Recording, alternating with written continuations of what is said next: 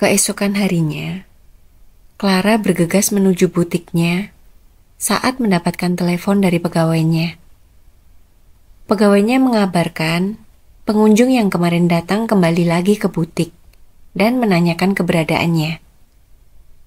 Clara sudah dapat menebak siapa orang itu. Clara menghela nafasnya begitu memasuki ruangannya dan melihat Liora di ruangannya. "Ada yang bisa saya bantu?" tanya Clara tanpa basa-basi. Dia sungguh malas berhadapan dengan wanita tak tahu sopan santun seperti Liora. "Saya ingin gaun yang kemarin," ucap Liora. Clara tersenyum tipis. Sungguh memalukan. Liora bahkan menelan ucapannya sendiri. Liora sendiri yang mengatakan tak akan pernah memakai jasa desainer murahan seperti dirinya. "Bukankah Anda yang mengatakan Anda tidak akan memakai jasa desainer murahan seperti saya?" ucap Clara. Liora menghela nafas. "Untuk masalah kemarin, saya hanya terbawa emosi. Sejujurnya, saya mengagumi karya Anda," ucap Liora. Clara tersenyum. Dia sudah mengerti orang-orang seperti Liora.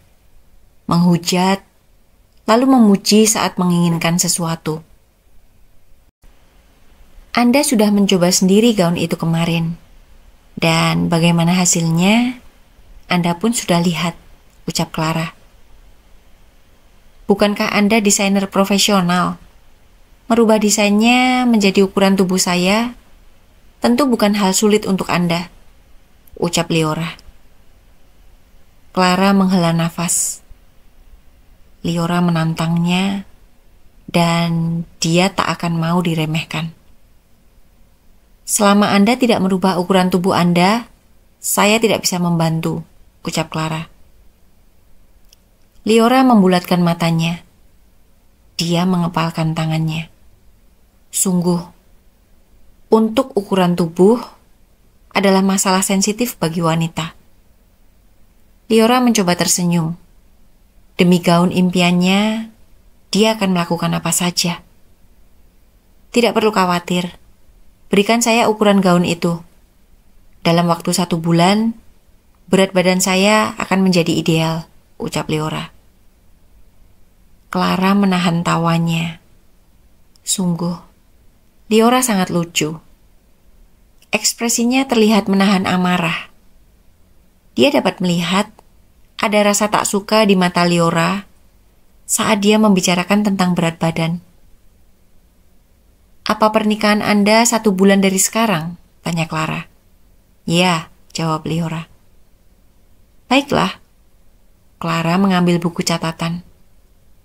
Di mana di dalam buku tersebut tertulis detail ukuran dari gaun yang Liora inginkan. Gaun itu memang terlihat indah. Gaun berwarna putih, dengan bagian bahu terbuka, berhiaskan full berlian di setiap detailnya. Clara tak main-main jika berurusan dengan sesuatu yang dia sukai. Dia akan melakukannya dengan penuh totalitas. Clara memberikan catatan detail ukuran gaun tersebut pada Liora. Tanpa berlama-lama, Liora pun pamit pada Clara. Setelah Liora membayar nota dari pembayaran pertama gaun tersebut. Sebagai tanda bahwa Liora sepakat membeli gaun itu dari Clara. Liora pun memberikan kartu namanya pada Clara. Clara mengerutkan keningnya saat melihat nama Sasongko yang menjadi nama belakang Liora. "Kenapa nama belakangnya sama seperti Bram?" batin Clara. Sasongko adalah nama belakang Bram, dan itu sama persis dengan nama belakang Liora. Namun, jika Liora masih keluarga Bram, bagaimana mungkin Clara tak pernah melihat keberadaan Liora? Clara sempat beberapa kali melihat anggota keluarga Sasongko di media. Karena Bram memang tak pernah membahas soal keluarga padanya. Yah, hubungan mereka hanya sebatas hubungan di atas ranjang. Selain itu, mereka tak memiliki hak untuk ikut campur dalam urusan pribadi masing-masing. Clara menyimpan kartu nama Liora di dalam laci meja kerjanya. Dia melihat gaun yang Liora inginkan, yang terpasang di manekin. Sepertinya dia harus berpikir keras untuk mendesain ulang gaun tersebut. Bagaimanapun, desain terbaiknya itu harus tetap terlihat indah, meski mengalami perubahan ukuran.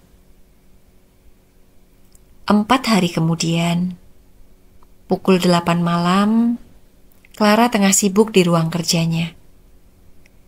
Dia melihat gaun pernikahan yang Liora pesan, dan masih memikirkan akan menjadikan gaun itu seperti apa. Gaun itu sudah didesain sedemikian cantiknya sebelumnya.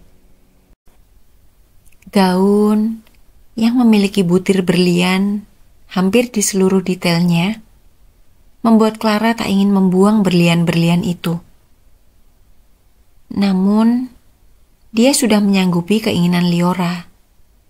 Bagaimanapun, dia harus profesional dalam bekerja. Clara menghentikan kegiatannya saat mendengar suara bel rumahnya.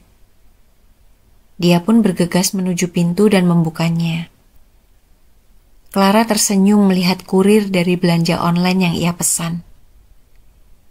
Dia pun mengambil paket tersebut dan berlari ke kamarnya. Dia membuka paket tersebut. Mini bag cantik pesanannya mendarat dengan sempurna tanpa cacat sedikit pun. Dia tersenyum melihat mini bag yang dia pegang dari pantulan cermin besar miliknya. Cantik, gumam Clara. Clara menyimpan mini bag itu di lemari khusus tas-tasnya tersimpan dan akan kembali ke ruang kerjanya. Namun langkahnya dia alihkan menuju pintu saat lagi-lagi terdengar suara bel apartemen. Clara mengerutkan dahinya saat melihat Fiona tengah tersenyum di depan pintu apartemennya dengan tangannya yang memegang sebuah paper bag. "Hai," sapa Fiona sambil menunjukkan paper bag tersebut. Di mana di sana terdapat 2 botol minuman alkohol.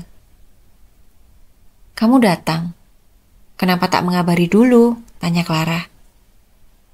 Beruntunglah saat itu Bram tak ada di apartemen. Jika ada Bram di sana, sudah pasti Fiona akan banyak bertanya. "Aku tahu kamu sibuk dan tak bisa datang ke klub.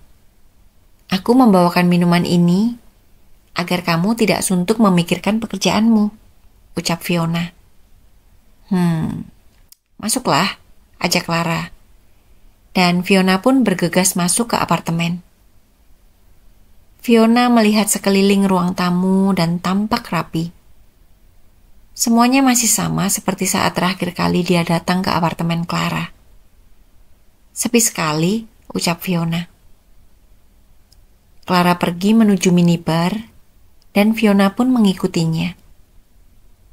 "Sampai kapan kamu akan tinggal sendirian?" tanya Fiona. Clara hanya tersenyum. Bram memang jarang datang ke apartemennya, sehingga tak ada banyak barang Bram yang tertinggal di apartemen. Bagaimanapun, hubungan keduanya sudah sepakat untuk dirahasiakan. Sehingga Bram tetap tinggal di rumahnya dan hanya mengunjungi Clara jika tengah menginginkan tubuh Clara.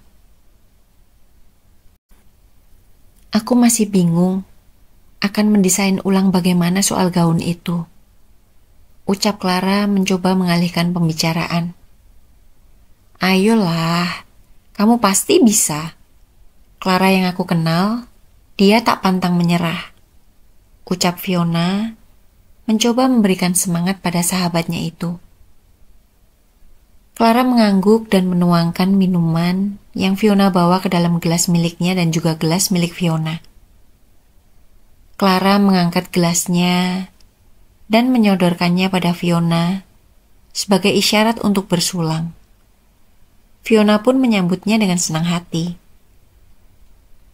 Clara mengerutkan dahinya saat lagi-lagi terdengar bel apartemennya. Siapa lagi, pikirnya, yang datang ke apartemennya? Selama ini tak ada yang mengetahui apartemen Clara, kecuali Fiona dan Bram. Clara pun bergegas membuka pintu. Clara mengerutkan dahinya saat melihat seorang pria berpakaian rapi dengan setelan kemeja putih dan celana jeans hitam tengah berdiri menatapnya. "Siapa ya?" tanya Clara bingung. "Anda Clara?" tanya pria itu. "Iya, ada yang bisa saya bantu?" tanya Clara bingung. Pria itu pun terlihat bingung. Dia melihat ke dalam apartemen Clara, seolah tengah mencari seseorang. "Oh, hai," sapa Fiona saat menghampiri pria itu. Clara melihat Fiona dan pria itu dengan bingung. "Kalian saling kenal?" tanya Clara.